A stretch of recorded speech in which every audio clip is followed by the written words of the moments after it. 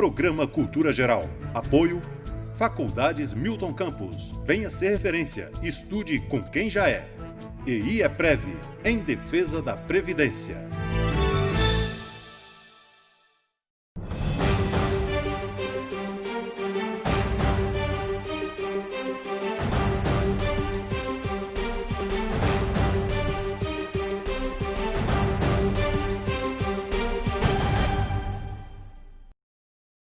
Muito boa tarde, tem que encher o peito, enche o peito e depois você só. Muito boa tarde, né? Começando agora mais um programa Cultura Geral.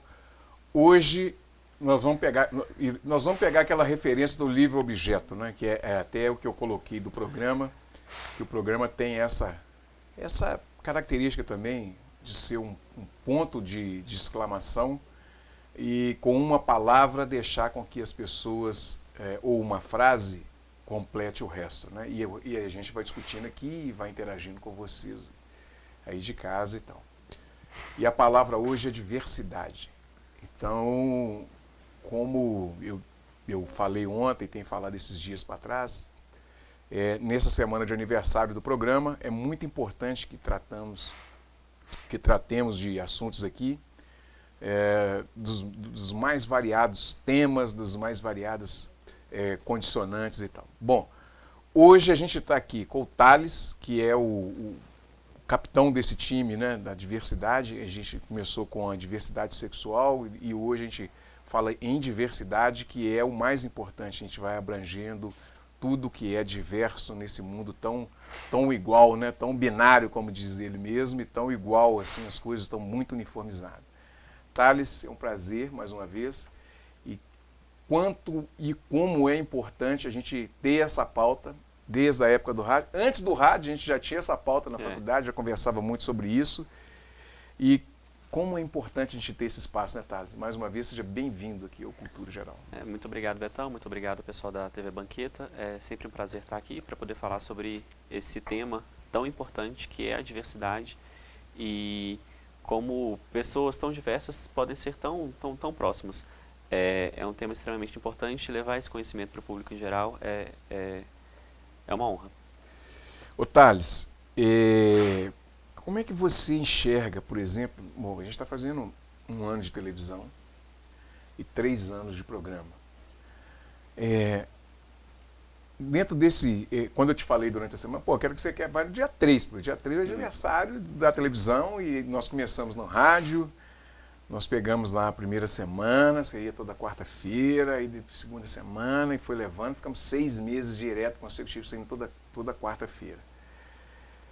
Menção isso tudo que nós fizemos, assim, porque às vezes eu paro para pensar e falei, nós já fizemos coisa pra caramba, assim, já beirando 300 programas. Não, já passou, porque tem uns que não estão registrados. Mas os que estão registrados estão quase 300 programas e tal.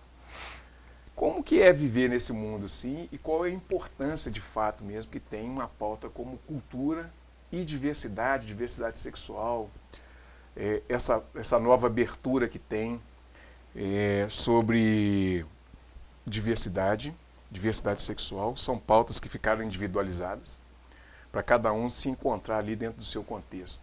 Como é que a gente mistura tudo isso num caldeirão e faça com que as pessoas entendam que todas as pessoas são iguais? É divertido pensar como é que foi essa trajetória nossa, porque são 3 anos de programa, começando na rádio, indo para a televisão, e eu realmente não tinha noção da dimensão que isso tinha tomado, até eu parar para refletir que são 3 anos. São 3 anos de dedicação a uma coisa. Se a gente for pensar que a gente dedicou 5 para uma faculdade, a gente dedicou 3 anos para uma pauta específica com uma certa regularidade, é uma construção grande. Pensar em todos os nomes que nós já entrevistamos, a Nick, a Leia, Quintela, o Alexandre, tantas pessoas que são bastante... que são tão simbólicas para a comunidade e que tem um histórico de luta e de entrega, e várias outras pessoas também que estão começando, igual eu comecei, como por exemplo a Leia, que começou junto comigo nessa batalha na faculdade, eu realmente não tinha dimensão disso, e olhar para trás e perceber o quanto a gente já construiu é bastante satisfatório, o quanto a gente já pôde contribuir é muito satisfatório. Eu lembro até hoje do dia que você me contou daquela pessoa que tinha mandado e-mail falando que o programa tinha ajudado ela a sair do armário, não sei o quê, de vassouras, não é? Isso, então, isso assim, mesmo. De vassouras, né? São coisas pequenas assim que fazem a gente perceber o quanto nós conseguimos contribuir. Porque a gente faz de coração e realmente é uma entrega. É uma entrega ao tema, uma entrega à pauta e uma entrega a pessoal mesmo da nossa vida, da nossa intimidade para o público. E ter esse tipo de retorno e perceber a construção disso ao longo do tempo é bastante satisfatório. Eu tive o prazer de semana passada receber aqui um dos grandes pensadores, assim, apesar de fatos controversos assim, e de falas controversas, mas um grande pensador, que é o Ricardo Brasileiro. E a gente estava falando nos bastidores e fora dos bastidores também, no ar, sobre todas as pautas que ficaram individualizadas. Por exemplo, a questão da negritude individualizou, da transexualidade está individualizada, da homossexualidade, cada um, sabe, das mulheres e tal. E aí, a gente estava conversando com relação a essas pautas e, em cima disso, veio uma dúvida. Vale muito a pena a gente discutir uma pauta inteira ou vale a pena a gente individualizar e pautar cada tema? Sempre que eu vou falar sobre o porquê que nós tratamos dessas pautas de forma individualizada, eu lembro de uma aula que eu tive com a Luciana Souza, de Sociologia, em que ela foi explicar a forma como o homem se organiza enquanto sociedade e por que nós nos reunimos como grupos. O ser humano, a partir do momento em que ele sofre algum tipo de influência externa negativa, algum tipo de pressão externa negativa, de forma a excluí-lo, ele tenta perceber quais são as pessoas ao seu redor que também estão excluídas dentro dessa mesma parcela, ou seja, no meu caso, como homossexual, eu percebo as pessoas ao meu redor que também são homossexuais e que sofrem essa pressão social de sermos diferentes, que nos exclui de alguma forma. Eu percebo que essas outras pessoas também são excluídas e nós nos reunimos de forma orgânica, como um grupo. Isso é Hannah Arendt.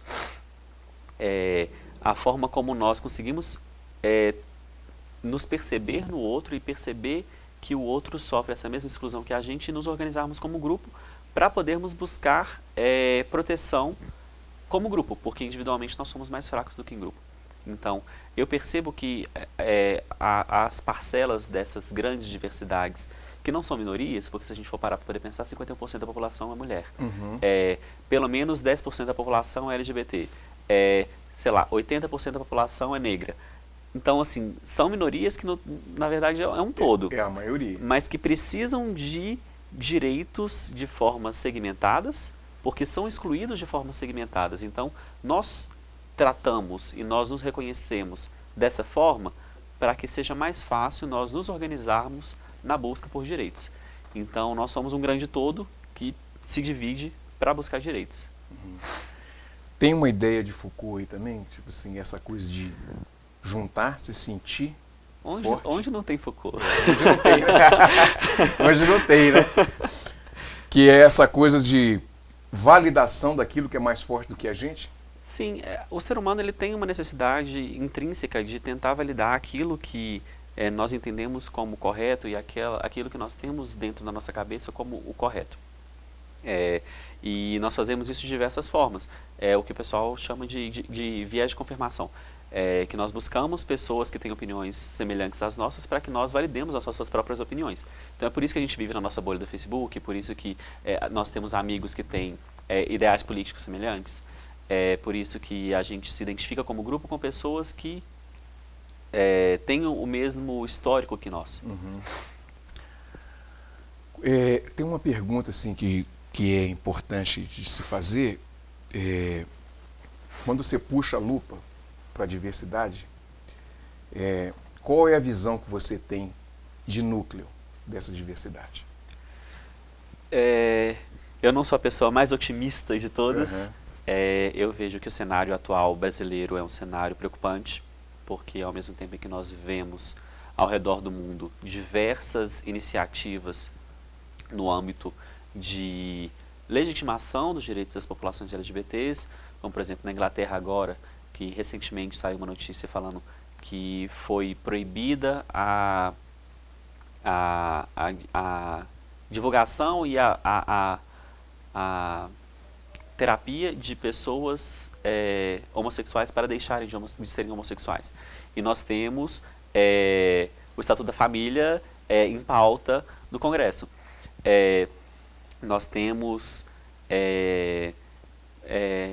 países que pediram desculpas pelo que eles fizeram com a população LGBT, como por exemplo o Trudeau no Canadá, e teve mais um agora, acho que não sei se foi no Chile, o presidente do Chile que pediu desculpa pela forma como o governo perseguia a população LGBT. A gente percebe que a gente tem possíveis candidatos à presidência que discriminam de forma declarada a população LGBT. Então, assim, apesar de não ser o mais otimista de todos e percebendo esse caminho, esse passo para trás que o Brasil está dando, eu vejo que a gente avançou muito. A gente avançou muito. Agora, a população como um todo consegue olhar para a população LGBT e principalmente para as mulheres trans e perceber que existem demandas que são urgentes, que são demandas de sobrevivência, que precisam ser atendidas. Nunca se discutiu tanto sobre a população trans na mídia, nas novelas, nas conversas de boteco. Nunca se falou tanto sobre os direitos das minorias. Nós temos avanços recentes com relação ao nome social, com relação a iniciativas, com relação a acesso ao mercado de trabalho por pessoas trans, como por exemplo transempregos. Tá mais fácil, mas esse é o mais fácil que se a gente olhar na lupa, é o mais fácil que não é tão fácil assim, é o menos difícil na verdade. Nós tivemos uma discussão, e eu acho que a gente tem que fazer esse balanço, dentre várias discussões que nós tivemos aqui, duas são marcantes. Primeiro a da Laura. Gracinha. E a segunda a da Duda. A Laura, porque ela se sentiu feliz por a gente ter lembrado dela como mulher no Dia Internacional da Mulher, na Semana Internacional da Mulher.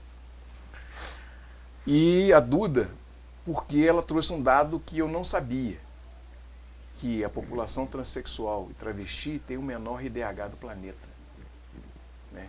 Que é uma média de 35 anos. Expectativa de vida. Expectativa de vida, né? Como que a gente pode enxergar esses dois universos, assim, feliz porque realmente teve reconhecido, não reconhecido por mim, mas socialmente, eu acho que esse programa tem pelo menos tenta ter essa dinâmica, né? Que é dar legitimidade também para aquilo que a pessoa sente. E tentar, né? Porque quem sou eu para legitimar alguma coisa, né? Mas eu acho que o programa tem essa coisa, que o programa não é meu, o programa é nosso, o programa das pessoas que assistem, que fazem esse programa funcionar. Como que a gente pode enxergar esse paradoxo de felicidade e ao mesmo tempo, a própria Laura fala, né? É uma felicidade, mas ao mesmo tempo é uma tristeza, porque muitos de mim não conseguem chegar onde eu estou, não vai conseguir chegar e muito pelo contrário, não vai conseguir nem sobreviver. É interessante o fato dessa fala da Laura, dessa fala da Duda, pelo seguinte fato: foram informações que foram dadas por pessoas com vivência. Uma das maiores preocupações minhas e sua, quando a gente vai fazer o programa, é o espaço de fala, é a representatividade e a legitimidade. Então, quando a gente vai falar de pessoas trans, nós trazemos pessoas trans. Não sou eu que vou falar, porque eu não sou trans. Então, eu não tenho legitimidade para poder falar sobre isso. E o que eu posso fazer é dar o espaço de fala. Essa pauta é a minha, então se existe essa demanda e essa necessidade de fala, que uma pessoa legitimada venha falar sobre isso. Realmente foi muito legal a Laura ter falado que ficou feliz com o fato de nós termos lembrado dela no Dia da Mulher. E essa era uma necessidade. Essa foi uma necessidade que você me apresentou quando a gente conversou sobre a programação da Semana da Mulher. E não tinha como nós não trazermos uma mulher trans para poder falar sobre a situação da mulher trans no Dia da Mulher. E lembrarmos dela. E essa lembrança, ela é necessária a partir do momento em que a gente olha para a sociedade e percebe que há um problema. Qual é o problema? As mulheres trans não são reconhecidas como mulheres. Porque a partir do momento em que a sociedade reconhecer uma mulher trans como uma mulher, não haverá necessidade de nós trazermos uma mulher trans especificamente na Semana da Mulher para poder falar sobre essa diferença. Nós podemos trazer qualquer mulher. Mulher branca, mulher preta, mulher transexual, qualquer mulher. Não precisa desse... Mas a partir do momento em que há essa necessidade social, a partir do momento em que há um sistema social de discriminação, nós temos que trazer à luz esse problema. E com relação à Duda, que foi um dos melhores programas que nós já tivemos, e que, se tudo der certo, daqui a algumas semanas ela vai voltar, a situação da mulher trans socialmente, ela é tão grave que a expectativa de vida realmente é uma das menores do planeta. Assim, a expectativa de vida da mulher trans, ela é menor do que de diversos países que passam fome, que têm diversos problemas sociais extremos. E esse baixo nível de expectativa de vida está muito ligado à marginalização dessas pessoas, que muitas vezes não têm acesso ao mercado de trabalho formal por preconceito, por discriminação na época de formação escolar, em que a maioria dessas pessoas sofre bullying e acaba tendo que abandonar os estudos e, por consequência, não consegue uma formação que é necessária para o mercado de trabalho, por preconceito dos empregadores, por preconceito da escola, por preconceito da faculdade. Então, essas pessoas são levadas a necessariamente buscarem, em sua grande maioria, existem exceções, buscarem a prostituição ou o mercado da estética. E a situação da prostituição, que não é uma profissão legalizada, regulamentada no Brasil, é precária. São pessoas que fazem um trabalho justo, um trabalho honesto, um trabalho rentável, que precisa ser regulamentado, e pela falta de regulamentação elas sofrem diversas mazelas, como por exemplo a falta de proteção policial, a falta de estrutura física de atendimento que dá uma certa proteção a essas trabalhadoras. Inclusive eu estou doido para poder trazer uma amiga minha aqui para poder falar sobre isso, para que esse espaço de fala seja ocupado por uma pessoa que tem legitimidade para poder falar. Então, assim, foi muito boa essa fala da Duda, e dentro de uma situação específica, que é o do lugar de fala dela, como mulher. E como mulher que faz parte dessa minoria que conseguiu sair desse triste caminho, cenário, que ela é professora, que ela é militante, que ela está candidatando agora para o Senado. Então, foi bem legal essa fala dela. Antes da gente ir para o intervalo, eu queria te perguntar, o que o medo significa na vida dessas pessoas? Rotina. O medo é diário, o medo é constante. Eu saio com meu namorado e eu tenho medo de andar de mão dada. Essas pessoas saem para ir no mercado e elas têm medo de serem agredidas pelo simples fato de elas estarem andando na luz do dia. O medo para a população LGBT ele é uma constante. Em algumas pessoas, uma constante maior. Em outras pessoas, uma constante menor. E essa é uma realidade que a gente tem que enfrentar basicamente todos os dias. E Eu acredito que o caminho para a gente poder lutar contra isso é através da conscientização. Muito bem, deixa eu fazer um intervalinho, daqui um minutinho a gente volta com mais Cultura Geral.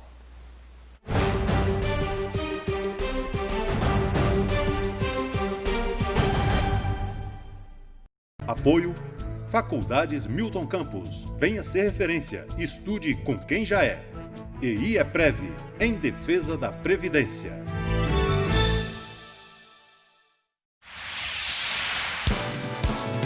Canal Cidadão, Nova Lima e você. A Prefeitura reabriu a Unidade Básica de Saúde do bairro Água Limpa, que ficou parcialmente fechada para reformas do telhado e da parte hidráulica interna, consertos do portão e do padrão de energia, reparo da fossa e instalação de uma nova caixa d'água, garantindo o abastecimento em todos os consultórios. A reforma da unidade foi necessária para garantir mais conforto e segurança para os usuários e também para os servidores. E agora, com a reabertura da unidade de saúde de Água Limpa, a comunidade voltará a contar com toda a assistência da equipe de saúde da família no próprio bairro. Também voltaram a ocorrer em Água Limpa as consultas com médico generalista, ginecologista e enfermeira, puericultura, preventivo, primeira consulta pré-natal, realização de testes rápidos e os atendimentos de saúde mental. A importância é que essa reabertura trouxe alegria, motivação para nós trabalhadores e também para os usuários, que hoje todos chegaram aqui, estão encantados com as melhorias, com tudo que foi feito. Nós nos sentimos mais motivados ao trabalho, estamos felizes que podemos retomar todas as nossas atividades. Fala, cidadão! É muito importante, né? Porque a gente fazia os atendimentos no Jardim Canadá ou no Miguelão, né? Então, estando perto de casa, fica mais fácil. Aqui a gente faz um exame, a gente marca ficha, tem o ginecologista, tem o clínico geral. Então, fica mais fácil para a comunidade, né? Nós trabalhamos o dia todo, chegamos em casa, às vezes não tem muito tempo. E às vezes, se for se consultar lá no Jardim Canadá, muitas pessoas não se consultam por a dificuldade de se locomover para lá, né? Mas é igual agora a abertura da farmácia aqui também na UBS, muito bom para a gente, né? Porque além de nós consultar aqui no próprio bairro, ainda nós podemos também já levar a receita até a farmácia e já assim ter todos os tipos de medicamento, né? O governo municipal já anunciou que a comunidade receberá uma nova unidade básica de saúde. Enquanto isso, a população seguirá sendo atendida na Avenida dos Diplomatas, número 40, das 7 da manhã às 16 horas. Saiba mais sobre as ações da Prefeitura em nosso site www.novalima.mg.gov.br, nas redes sociais Prefeitura de Nova Lima Oficial e no jornal A Cidade.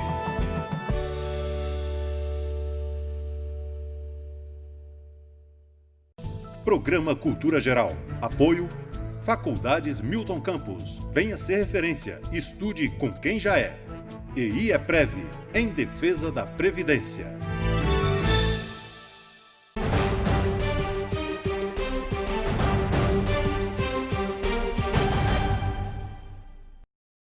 Bom, voltando com a Cultura Geral, estou com alguns dados aqui, que eu estava pegando aqui, a gente vai falar agora um pouquinho do Atlas da Violência e a violência nesse mundo.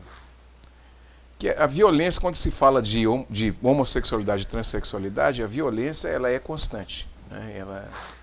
A violência não é só a violência física, né? Ela tem psicológica, tem uma série comportamental, no olhar, tem uma série de coisas. E, Thales, eu estava vendo aqui alguns dados aqui da Associação Nacional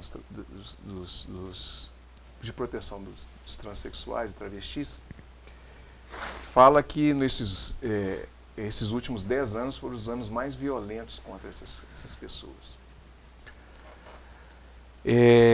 Estamos longe ainda de qualificar como ser humano essas pessoas? Eu olho para esses dados e eu percebo que eles têm que ser analisados em um aspecto um pouco maior. Por que a violência cresceu nesses últimos 10 anos? será que foi a violência que cresceu? Ou se foram as pesquisas que foram mais abrangentes? Porque uma pessoa que é morta na rua, muitas vezes ela não é classificada como transexual travesti. Muitas vezes ela é classificada como homem gay. Muitas vezes. Isso é assim, rotineiro. Então, assim, a gente tem que analisar esses dados de uma forma um pouco mais ampla. Se você for fazer um levantamento dessas mortes, muitas vezes elas são negligenciadas. Elas são negligenciadas pelo simples fato de não serem convergentes. Porque quando você vai fazer uma análise, as pessoas não estão preocupadas com as subjetividades, como nós pessoas que se interessam nesse assunto, estamos ligados. Então é um pouco complexo analisar essa questão. E a violência, sim, ela tem crescido, não só os registros, mas também a violência como um todo. Nós estamos vivendo num ambiente social em que as pessoas estão perdendo a vergonha de terem opiniões que prejudicam outras pessoas. Opiniões brutais. Assim, não é mais errado você, sei lá, defender o nazismo, sabe? Nós estamos vivendo um momento em que socialmente mais bem aceito você ser brutal com relação a outras pessoas, você xingar pessoas na rua. Então, assim, é uma situação bem complexa, ao mesmo tempo em que cada vez mais os grupos de defesa dos grupos LGBTs e das outras minorias têm se fortalecido cada vez mais, têm conseguido espaço político, espaço de debate. Então é uma coisa bem complicada de se analisar, assim, o quanto a sociedade está mais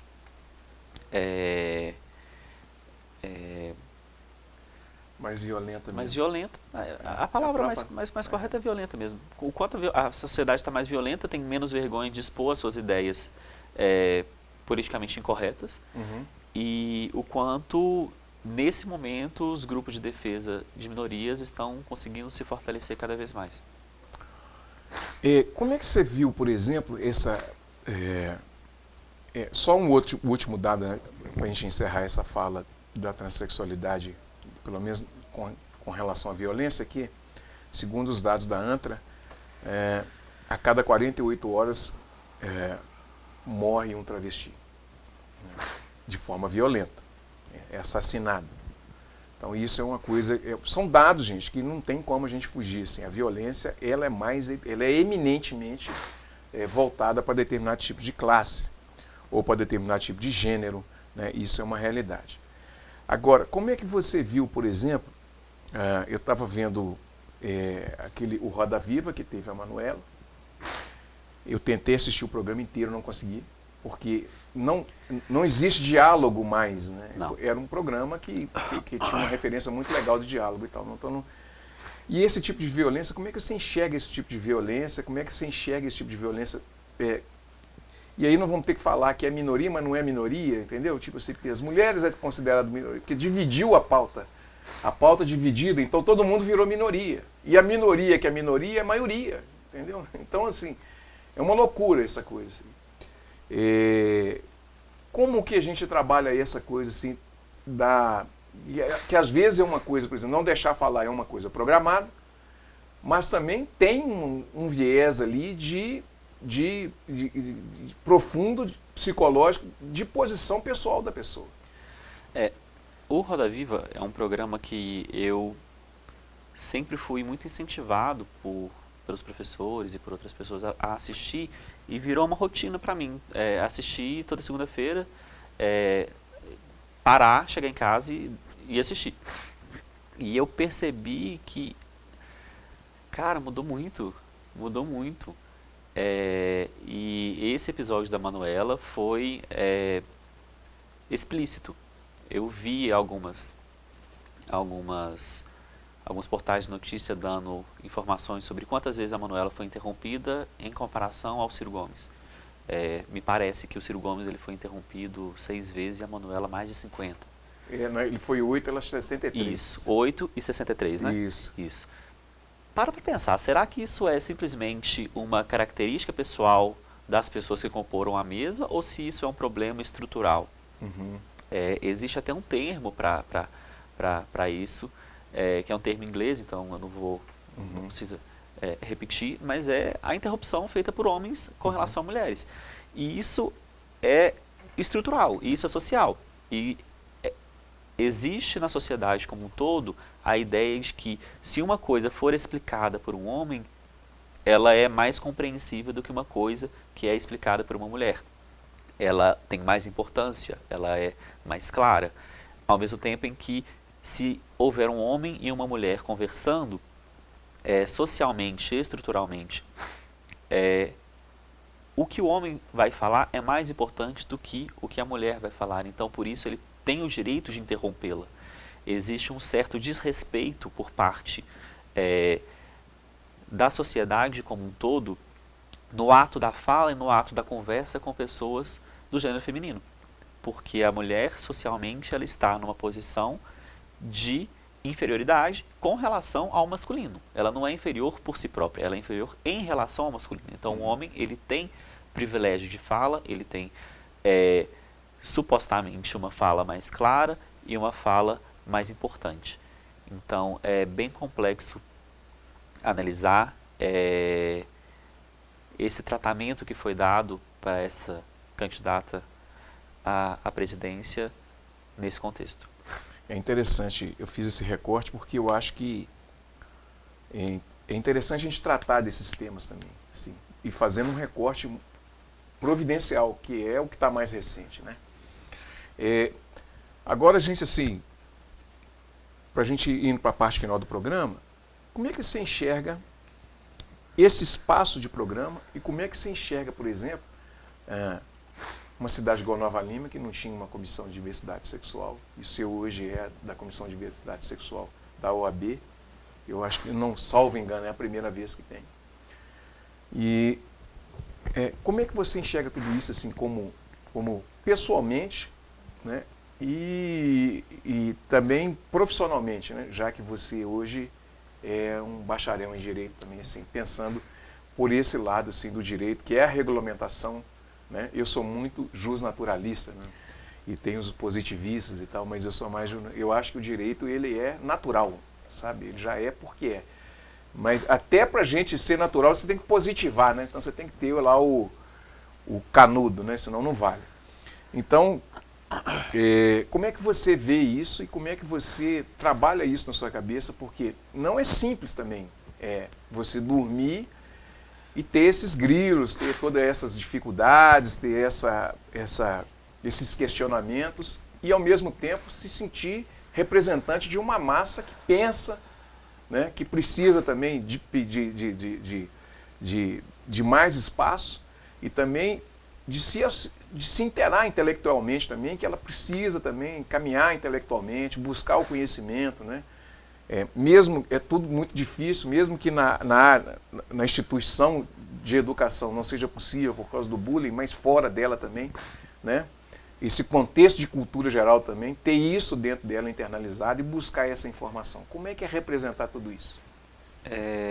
Desde que eu era muito novinho, eu sempre me mexi em muita briga. Eu sempre fui o esquentado da turma, sempre fui representante de turma, presidente de conselho, e eu sempre peguei para mim esse papel de representação e de tentar fazer uma ponte. Eu sempre fui muito briguento, mas eu não fui o briguento de não argumentar. Tanto que os meus melhores amigos da faculdade têm opiniões políticas completamente contrárias às minhas, porque eu adoro um bom debate. E esse papel de construir ponte é um papel muito complicado. É um papel que precisa de muita empatia para você conseguir se colocar no lugar do outro e perceber que a opinião dele não é necessariamente errada porque ela é diferente da sua. Ela é errada ou ela é certa dependendo do contexto, dependendo da vivência, dependendo do histórico dessa pessoa. Não tem como você esperar que uma pessoa de 80 anos de idade, que passou por uma ditadura, que foi criada numa sociedade extremamente machista, tenha a mesma percepção social de uma pessoa que está com seus 15 anos de idade agora, que já viu o beijo gay na novela, que já tem cartilha contra bullying, que já sabe que não pode fazer piada racista. Então, assim, o papel de construir pontes nessa sociedade nova é um papel que precisa ser feito com muito cuidado, e eu acredito que o que nós fazemos aqui é com muito cuidado. Nós temos preocupações que são preocupações fundamentais pelo movimento de defesa das minorias, que é a preocupação com o lugar de fala, com legitimação, com representatividade. Se a gente for para poder pensar de todos os programas que eu fiz até agora, eu fiz questão de trazer majoritariamente mulheres e mulheres trans para participar do programa, porque eu acredito que são a parcela da sigla LGBT mais prejudicada, a parcela mais marginalizada. Seria uma subclasse dentro da classe? Seria uma subclasse dentro da classe, porque se a gente for olhar para a sigla LGBT, a única parte que diz respeito a gênero é o T. O L de lésbica, o G de gay e o B de bi são questões relativas à sexualidade. Mas isso vem de um histórico de luta desde a época de Stonewall, em que, por serem marginalizados por essa questão subjetiva relativa à sexualidade e ao gênero, essas pessoas se ligaram. Então, essas pessoas estão ligadas desde o início. Duas das maiores protagonistas de Stonewall foram mulheres travestis. Então, assim, desde o início a gente está junto. E a gente continuou junto na sigla, e a gente continuou junto nas lutas. E mesmo junto, existem graus de sofrimento e de privilégio. Eu consigo perceber o meu grau de privilégio dentro dessa sigla, dentro dessa parcela da sociedade, porque eu sou branco, porque eu sou da classe média, porque eu sou gay, mas eu sou homem. Então, assim, se você for olhar para o resto dessa sigla e para o resto dos rótulos que a sociedade coloca na gente de forma a nos setorizar e a nos colocar como mais valiosos e menos valiosos, eu estou até bem na sigla. Mas tem gente que não está. Tem mulher negra, prostituta, travesti que está lá no final. Entendeu? E como é que você faz isso? Como é que você dá voz para esse tipo de pessoa? Como é que você dá representatividade para esse tipo de pessoa? Colocando ela no holofote. Colocando ela para falar.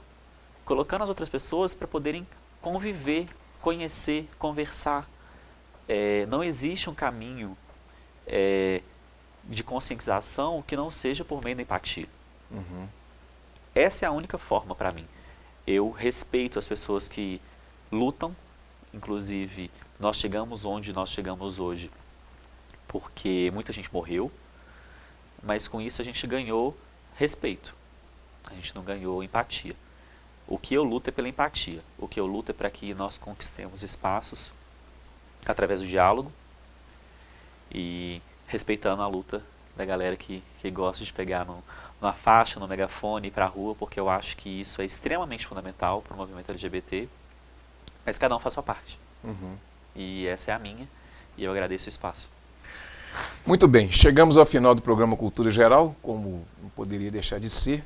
O Alessandro vai comer ali agora uma pizza que veio da padaria e a gente vai esperar amanhã chegar, né, Jorginho? Para a gente curtir mais um Cultura Geral. Um grande abraço e até amanhã, se Deus quiser, com mais Cultura Geral.